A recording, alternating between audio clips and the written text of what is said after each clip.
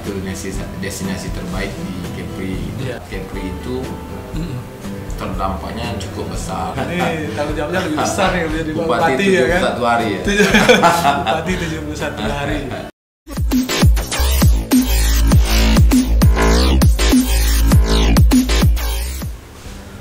Oke, baik, ketemu lagi di Zuri Stock bersama saya Zuri, dan juga kita pada kesempatan ini kita menghadirkan Pak Buralimar, PJS Bupati Bintan, dan juga Kepala Dinas Pariwisata Provinsi Kepri dan aktif. Tentunya kita sekarang ingin bahas Pak soal pariwisata yang tentunya terkena dampak ya dari COVID-19 ini.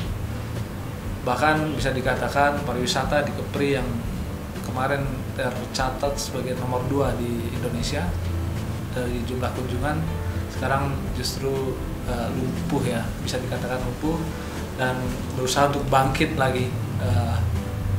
Nanti kita dengar seperti apa penjelasan dari Pak Buralimar selaku PJS Bintan, ya kebetulan beliau di Bintan, yang juga salah satu destinasi wisata yang terbesar di Kepri, yaitu kawasan wisata Lagoy, di mana Bintan ini punya potensi lebih banyak gitu ya dari pariwisata, dan juga tentunya Batam juga salah satu yang terbesar dari kunjungan wisatawan, terutama dari Singapura dan juga mancanegara lainnya. Oke, bersama saya sudah ada Pak Buralimar. Selamat, apa kabar Pak? Baik, selamat, Pak, ya? Selamat sore atau selamat sore Pak Bupati sore. Ya. Iya, Pak Bupati nih. Ini tanggung jawabnya lebih besar nih menjadi Bupati ya kan? 71 hari ya. Bupati 71 hari. Kita kan bicara pariwisata nih. Iya. Ada perasaan apa nih begitu ditimpa oleh corona ini kan? Soalnya Pak Bur, kita tahu nih dari Batam ini sudah konsen terhadap wisata, pariwisata ya di Batam, dan sekarang Kepri, dan sekarang lagi di Bintan khususnya yang benar-benar mengandalkan sektor pariwisata. Apa yang terjadi Pak sekarang ini kondisi pariwisata kita Pak? Iya, mungkin kita tahu bersama bahwa memang dampak dari COVID-19 ini melanda seluruh dunia. Indonesia tidak terkecuali Kepri dan Bintan ya, Batam. Saat ini kebetulan ditugaskan sebagai PJS Bupati Bintan. Kebetulan Bintan juga sasaran kita ya, menjadikan satu destinasi terbaik di Kepri. Kebetulan masuk ya, alhamdulillah masih bisa, walaupun 71 hari kita bisa berbuat untuk Bintan, mungkin bertindak saran masukan nanti untuk pemimpin berikutnya. Saat ini kita maklumi bahwa Kepri itu terdampaknya cukup besar, seperti sampaikan tadi Pak Zuri. Kita pintu masuk gerbang pintu masuk nomor 2 di Indonesia sejak tahun 2019. Bali, Kepri, Jakarta. Dulu Bali, Jakarta, Kepri. Tapi alhamdulillah 2019 kita nomor 2 dari kunjungan Wisman. Wisman itu yang paling terbesar memang di Batam, 5 pintu masuk dan 2 pintu masuk di Bintan. Kita lebih kurang 200. Sisanya Tanjung Pinang, Karimun. Tanjung Pinang, Karimun ya. Terus dampak yang kita rasakan dengan pandemi 19 ini sangat terasa sekali untuk dunia pariwisata kita, di mana tingkat kunjungan kita per Agustus kemarin itu lebih kurang 84%. Dari berapa juta kemarin Pak? Dari 2,8 ya. 2,8 menjadi ini sekarang mungkin ya kalau 85% paling berapa ya, tidak sampai sejuta, mungkin tidak sampai setengah juta ya.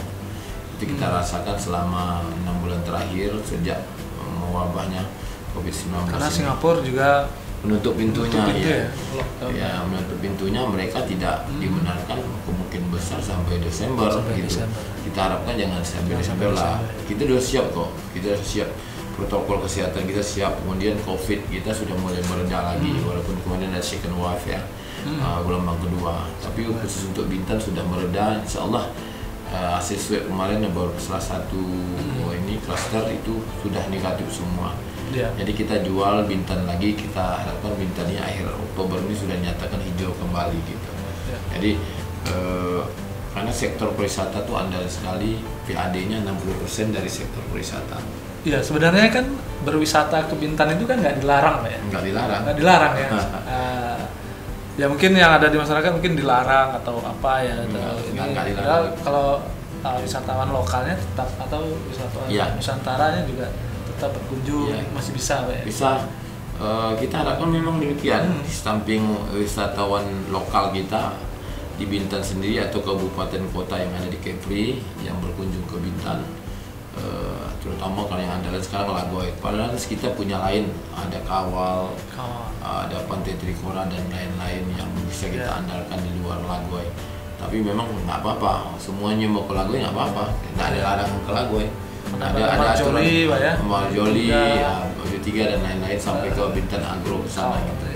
Dan luar biasa potensi ini. Jadi silakan datang ke Bintan, tidak ada larangan. Kemudian sama daerah lain kita menerapkan di paling-paling rapid test ya. Rapid test itu hasil rapid test itu kan 14 hari. Datang ke Lagoy misalnya harus tunjukkan rapid test yang masih berlaku ya masuk. Nggak ada masalah gitu kan.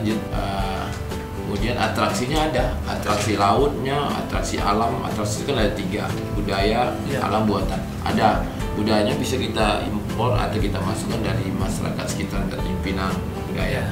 Tapi atraksi lautnya luar biasa. Kita makan tagline-nya Bintan itu adalah surganya sport tourism. Event yang kita punya banyak ya, internasional semua, internasional semua. Triathlon ya. Monrun, Ironman, Tour de Bintan ya. Sekali ikuti bisa sampai 2.000 orang gitu. 2.000 orang bisa pesertanya. Jadi sesuatu untuk Bintan ke depannya. Jadi bangga kita punya satu daerah di Kepri itu yang bernama Bintan. Nah, harapan masa depan pariwisata Kepri dan Indonesia gitu. Iya. Kita masih punya harapan tentunya, Pak ya. Bagaimana agar wisata Bintan ini kembali hidup ya. Dan kalau untuk kan Bapak sekarang jadi bupati Bintan, ini langkah-langkah mungkin yang konkretnya atau planningnya, Pak, untuk nanti untuk bupati terpilih atau untuk saat ini juga seperti apa? Ada langkah-langkah atau saran-saran khusus? Saya nanti akan membuat laporan khusus nanti dan saran-saran pada akhir masa PJS ini untuk bupati yang terpilih nanti atau wakil bupati terpilih, termasuk gubernur terpilih. Karena itu bagian dari Kepri. Karena masing-masing calon, paslon dan kepala daerah di Indonesia termasuk yang sekarang bertarung itu bicaranya pariwisata, sektor wisata unggulan harus diikuti dengan action, diikuti dengan kebijakan, diikuti oleh tataran teknisnya kemana harus dibawa Bintan ini. Nah, itu seperti saya sampaikan di awal, Bintan sesuatu punya potensi yang luar biasa. Kalau ada istilah Bali baru mungkin bisa seperti itu. Bali barunya Indonesia ya Bintan gitu. Banyak orang mengatakan seperti itu. Mungkin perlu waktu, tapi kan kita harus mulai dari sekarang gitu. Ini yang kita buat. Walaupun PJS itu tugasnya 2 cuman satu melaksanakan pilkada, satu lagi penerapan COVID supaya meredah seperti itu. Yang lain juga menekan angka COVID di Kepri. Insya Allah sudah hari ini kalau tidak salah sudah tidak ada lagi yang positif. Yang dirawat masih ada, tapi mungkin tidak ada penambahan positif. Itu kita harapkan 2 minggu terakhir apabila nanti landai tidak ada lagi penambahan, ya kita nyatakan pemerintah pusat bisa menyatakan bahwa Bintan itu wilayah hijau. Kalau udah hijau kan udah sesuatu bagi luar negeri itu penting. Mereka melihat, wah kalau masih oranye atau kuning, wah mereka mau mana udah datang, apalagi merah kan. Kita usahakan hijau, karena dari awal Bintan itu daerah lain udah merah, udah orange, Bintan itu termasuk daerah hijau, apalagi di sekitar Lagoy itu ya sudah nggak ada pemukiman masyarakat kan, gitu, seperti itu. Jadi punya sesuatu protokol kesehatan juga itu di Bintan, beberapa restoran yang besar, hotel-hotel yang besar harus menjaga protokol kesehatan yang bikin ketat gitu. Kalau kita kan tahu Pak, Lagoy Bintan salah satunya sektor unggulannya pariwisata, kontribusinya pasti cukup besar ya Pak terhadap pemasukan daerah, ekonomi, perputaran ekonomi di masyarakat. Ini dampak yang dirasakan saat ini mungkin sangat terasa. Terasa ya. Bagaimana kita menyikapinya itu sekarang? Saya merasakan ya saat ini kawan-kawan yang tenaga kerja yang bergerak di bidang pariwisata, secara umum kami catatkan 14.000 sekepi ya. Bintan itu lebih kurang ya sekitar 20%. Saya lupa angkanya yang terdampak. Bahkan ada satu hotel di Lago itu tutup. Bintan Meguro Resort itu. Jadi tutup, sedih gitu. Padahal hotel itu adalah hotel yang hebat, yang bagus, yang ada gambar presiden suite-nya, kalau tidak salah Pak Presiden Pak SBY pernah nginap di sana gitu. Jadi tutup itu sedih. Mudah-mudahan ada manajemen baru nanti yang mengambil alih itu. Itu mudah-mudahan nggak ada yang tutup lagi lah di Lago. Dan kita siap dengan protokol kesehatan, masuk juga harus rapid atau dengan protokol kesehatan yang ketat ya, seperti thermal gun, scanner gun dan seperti itu. Masker udah harus wajib itu, tidak ada kata lain. Dan penerapannya di dalam juga seperti itu, karena ada beberapa 9 atau 10 destinasi ya, hotel dan permainan di sana gitu. Jadi memang dalam satu konsorsium yang bernama BRC lagi mudah dikelola gitu, mudah, satu manajemen gitu. Jadi kenapa tidak? Nah, tinggal kita lagi sudah mengusulkan kepada Pak Menteri Hukum kemarin kan bebas visa itu dibukukan. Kita sudah menyurati dari Pak Gubernur beberapa bulan yang lalu. Mudah-mudahan nanti ada pembahasan di pusat, dibuka kembali bebas visanya. Dan Singapura yang kemarin misalnya merencanakan Desember, mungkin memajukan udah Bintan siap, Lago siap, ya udah November nanti buka gitu. Itu harapan kita seperti itu.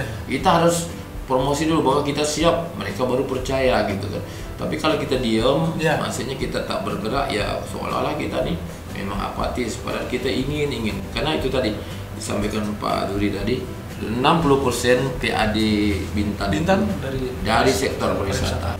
Jangan pakai jurus dewa mabuk. Jadi harus perhitungan betul, ini bisa buka, ini enggak. Harus berani. Restoran yang tidak menaati protokol kesehatan denda atau cabut izinnya dulu. Nah, itu seperti itu, harus seperti itu. Masyarakat yang tidak pakai masker didenda atau dikasih sanksi sosial. Memang harus ya, karena kita masih belum biasa memakai masker, tapi itulah sosialisasi edukasi yang harus kita lakukan terus menerus. Mungkin ya itu yang dapat mungkin sekedar ini ya, berbagi pengalaman untuk kita bersama. Mungkin ada saya silap mungkin, tapi saya ingin tidak ada maksud lain agar pilkada kita sukses seperti Pak Gubernur pesan, mewujudkan pilkada sehat. Pilkadanya tetap jalan tahap demi tahap sampai nanti pelantikan. Protokol kesehatan tetap jalankan, penanganan COVID tetap. Jangan gara-gara pilkada yang hanya 50 orang, yang 50 orang boleh kampanye satu ruangan atau 2 ruangan. Jangan nanti meledak. Sampai ada klaster pilkada itu kan malu kita, berarti kita dianggap tidak mampu kan. Masa nggak bisa ngatur 50 orang aja.